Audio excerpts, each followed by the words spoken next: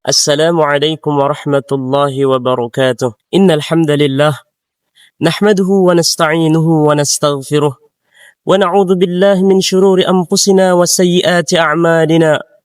من يهده الله فلا مضل له ومن يضلل فلا هادي له. أشهد أن لا إله إلا الله وحده لا شريك له وأشهد أن محمدا عبده ورسوله وصفيه من خلقه وحبيبه لا نبي بعده. يا أيها الذين آمنوا اتقوا الله حق تقاته ولا تموتن إلا وأنتم مسلمون. Amma ba'du, umat al-Islam, sesungguhnya fitnah akan datang di setiap zaman, bahkan pada zaman Rasulullah sallallahu alaihi wasallam. Pada kesempatan ini saya ingin menyampaikan sebuah fitnah yang sangat azim, fitnah yang sangat besar yang menimpa Ummul Mukminin Aisyah radhiyallahu taala anha. Pada suatu hari ketika Rasulullah sallallahu alaihi wasallam bersama pasukan perang berperang menuju sebuah peperangan, yaitu perang Bani Mustaliq. Kemudian diriwayatkan dalam sebuah hadis bahwasanya Rasulullah sallallahu alaihi wasallam ketika hendak ingin keluar, aqra'a baina nisaihi, beliau senantiasa mengundi kepada istri-istrinya. Maka Aisyah mengatakan, fa kharaja sahmi, kemudian giliranku atau undianku pada hari itu yang keluar, sehingga Aisyah radhiyallahu anha lah yang keluar bersama Rasulullah sallallahu alaihi wasallam dan bersama para rombongan pasukan perang. Kemudian setelah selesai dalam peperangan Bani Mustaliq, kemudian Rasulullah sallallahu alaihi wasallam berserta rombongan pasukan perang kembali ke Madinah.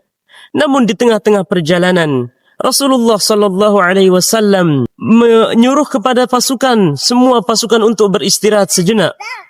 Kemudian tatkala itu Aisyah dan para wanita yang lainnya berada di atas onta, yang mana di atas onta itu terdapat sebuah skeduk, yaitu sebuah tempat yang khusus untuk wanita, yang mana samping kanan dan kirinya atau depan dan belakangnya diletakkan hijab, sehingga ketika wanita ingin membuka hijabnya, maka ia bisa membuka hijabnya tanpa dilihat oleh laki-laki.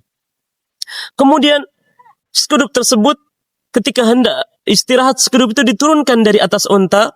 Kemudian wanita-wanita dari dalam skeduk itu keluar. Kemudian Aisyah radhiyallahu anha pun keluar dari dalam skeduk tersebut. Kemudian Aisyah berangkat ke sebuah tempat untuk memenuhi hajatnya. Kemudian ketika itu Rasulullah sallallahu alaihi wasallam memerintahkan pasukan untuk melanjutkan perjalanan menuju ke Madinah.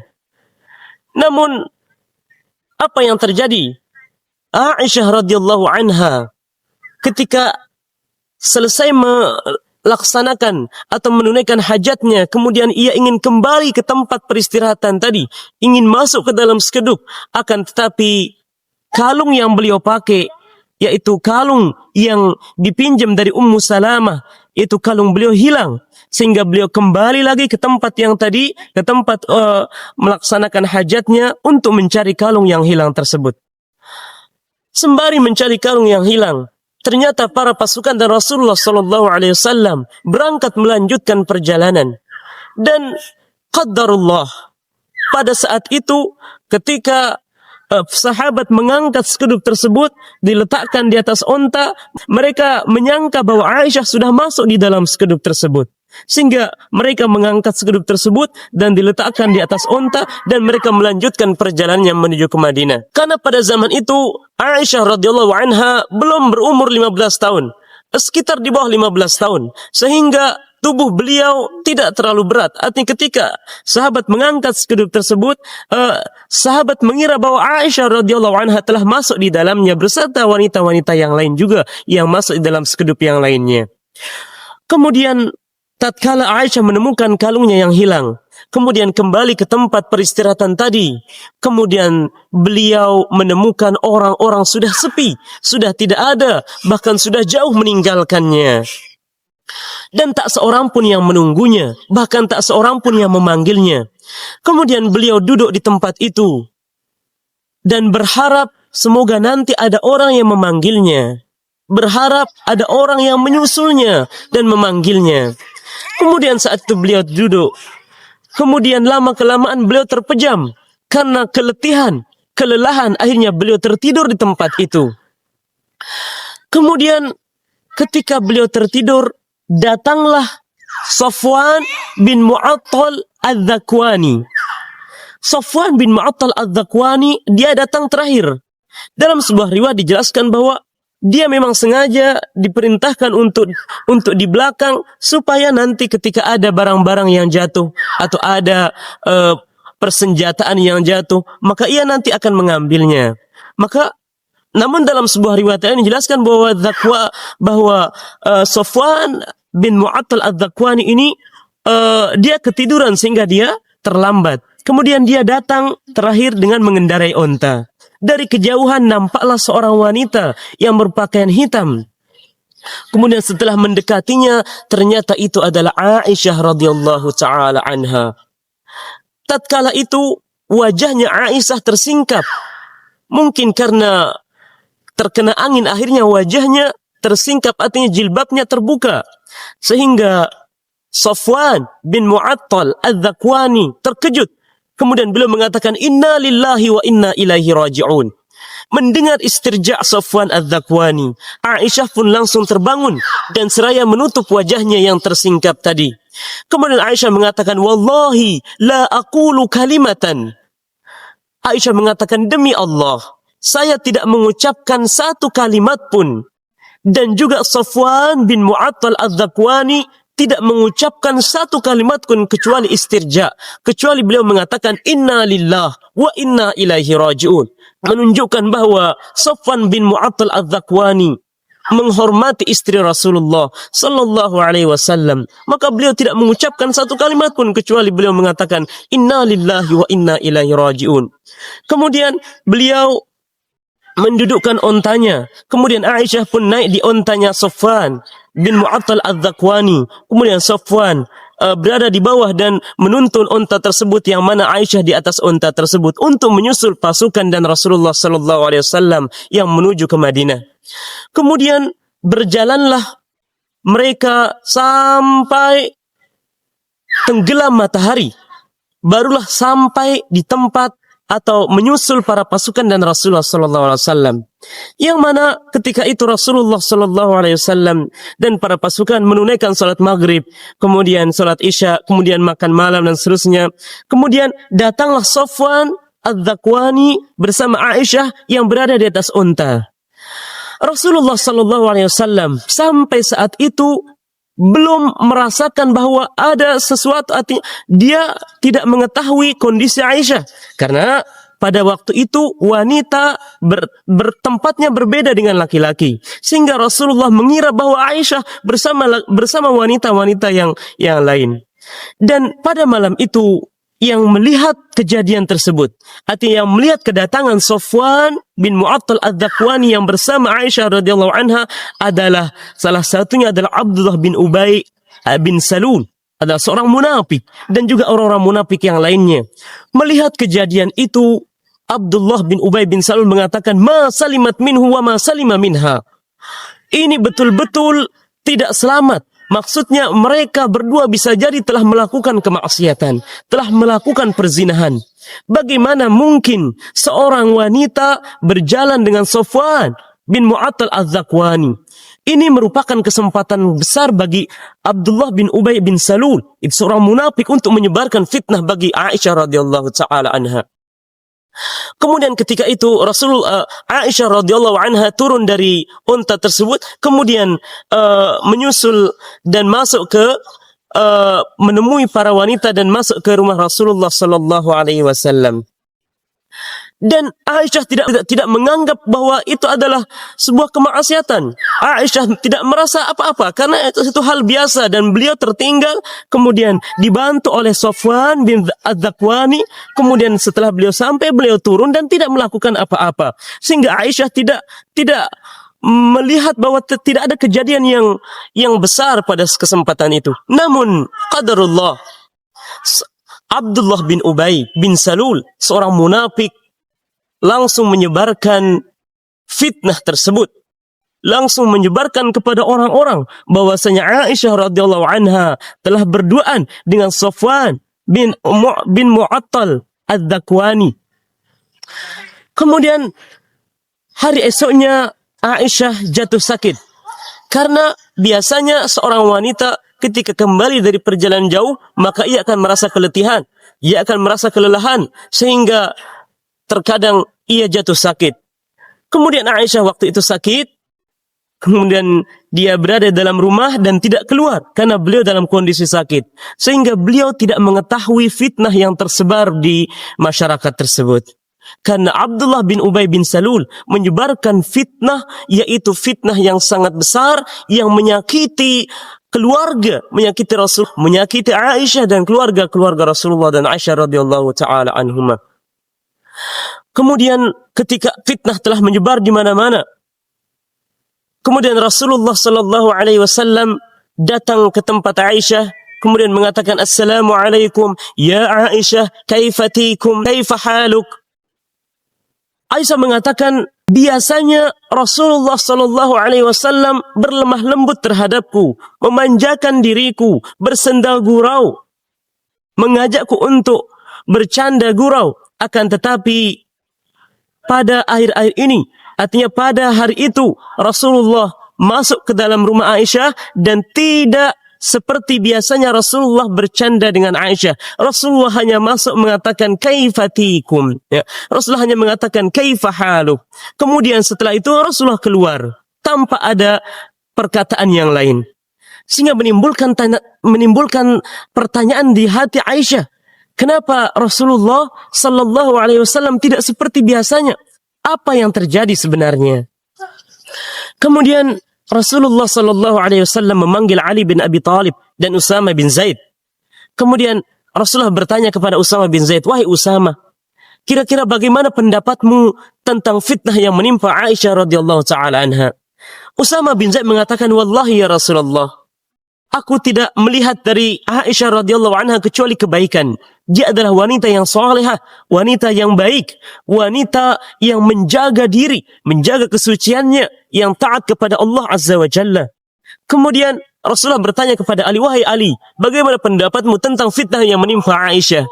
Kemudian Ali bin Abi Thalib mengatakan, "Demi Allah, dia adalah wanita yang baik. Maka alangkah baiknya engkau panggil jariyah, budak atau seorang pembantu yang sering berada di rumah Aisyah, yaitu Barirah, maka niscaya engkau akan mempercayainya." Maka Rasulullah sallallahu alaihi wasallam memanggil Barirah, kemudian bertanya kepada Barirah, "Wahai Barirah, bagaimana pendapatmu tentang fitnah yang menimpa istriku yaitu Aisyah radhiyallahu taala anha?"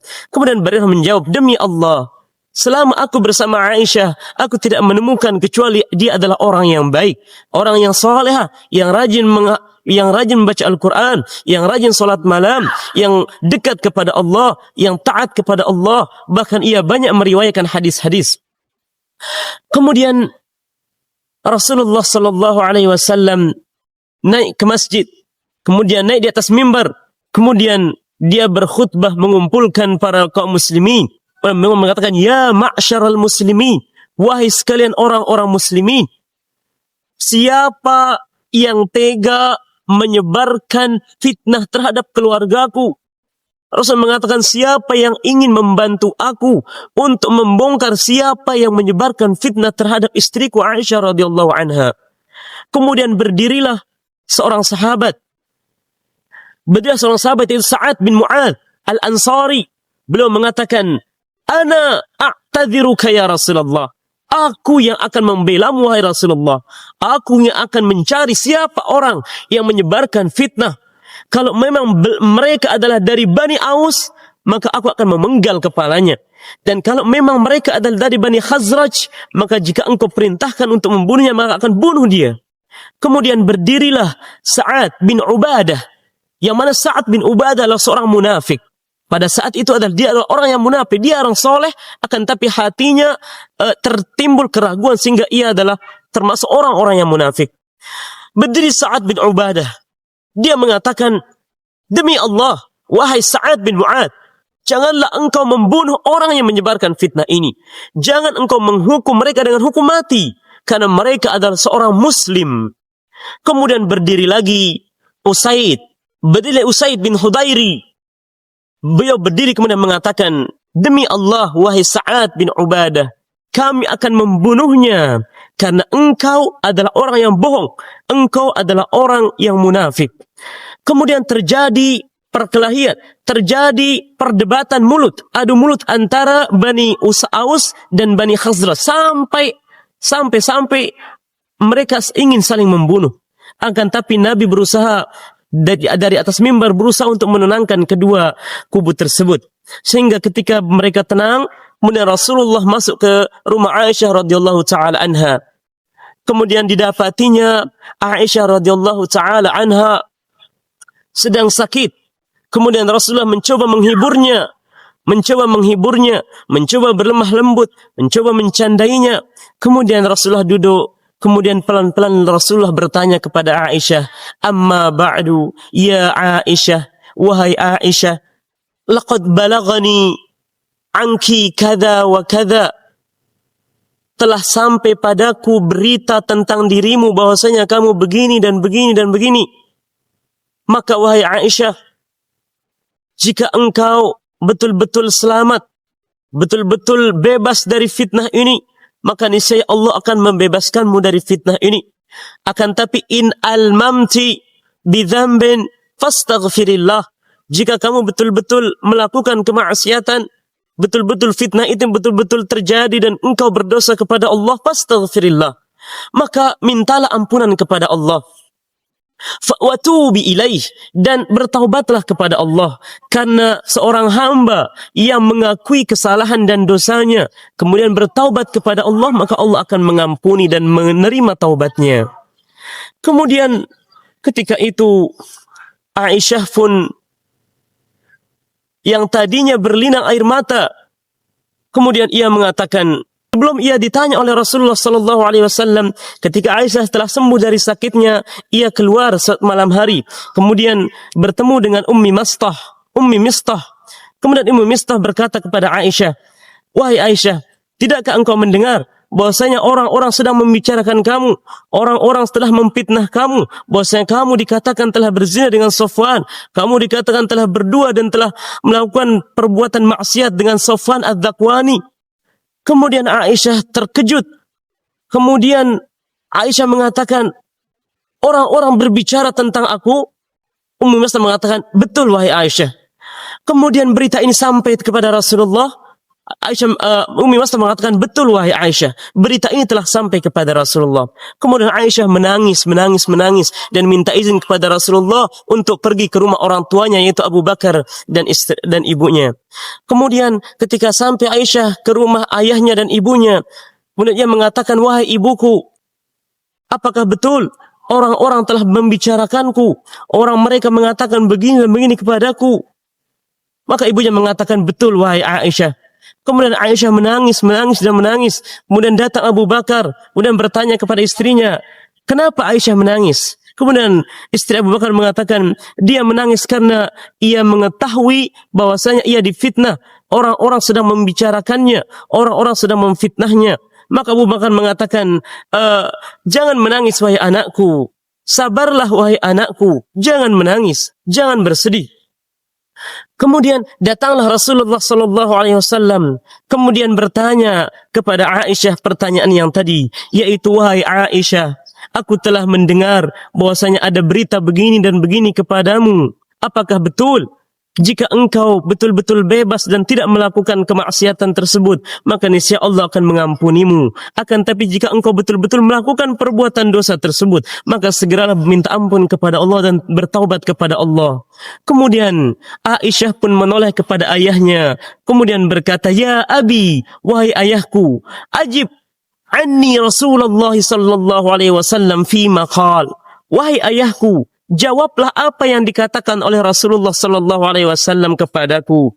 Maka Abu Bakar As-Siddiq radhiyallahu anhu mengatakan, demi Allah wahai Aisyah, aku tidak tahu menjawab apa kepada Rasulullah sallallahu alaihi wasallam. Kemudian Aisyah radhiyallahu anha menoleh kepada ibunya, kemudian mengatakan, ya, wahai ibuku, ajibi anni Rasulullah sallallahu alaihi wasallam. Wahai ibuku, jawablah apa yang Rasulullah katakan kepadaku. Maka ibunya Aisyah mengatakan, wallahi ya Aisyah, la adri ma aqulu li Rasulillah sallallahu alaihi wasallam. Demi Allah wa Aisyah, aku tidak tahu apa yang harus aku jawab, apa yang harus aku katakan kepada Rasulullah sallallahu alaihi wasallam. Maka Aisyah pun berkata, demi Allah, aku hanya anak kecil yang masih berusia kecil. Aku ingin menyampaikan sebuah ungkapan yang diungkapkan oleh Abu Yusuf, bahwasanya fasabrun jamid, kesabaran itulah sebaik-baik yang kita lakukan. Artinya Aisyah mengatakan, ya Rasulullah, aku tidak pernah melakukan kemaksiatan. Jika aku mengatakan bahwa aku tidak pernah melakukan kemaksiatan dan Allah akan menyelamatkan aku, maka engkau tidak akan percaya dan orang-orang tidak akan percaya kepadaku. Namun jika aku mengakui kesalahan ini yang aku tidak pernah melakukannya, Allah akan tetap menyelamatkanku dan membebaskanku, dan pasti semua orang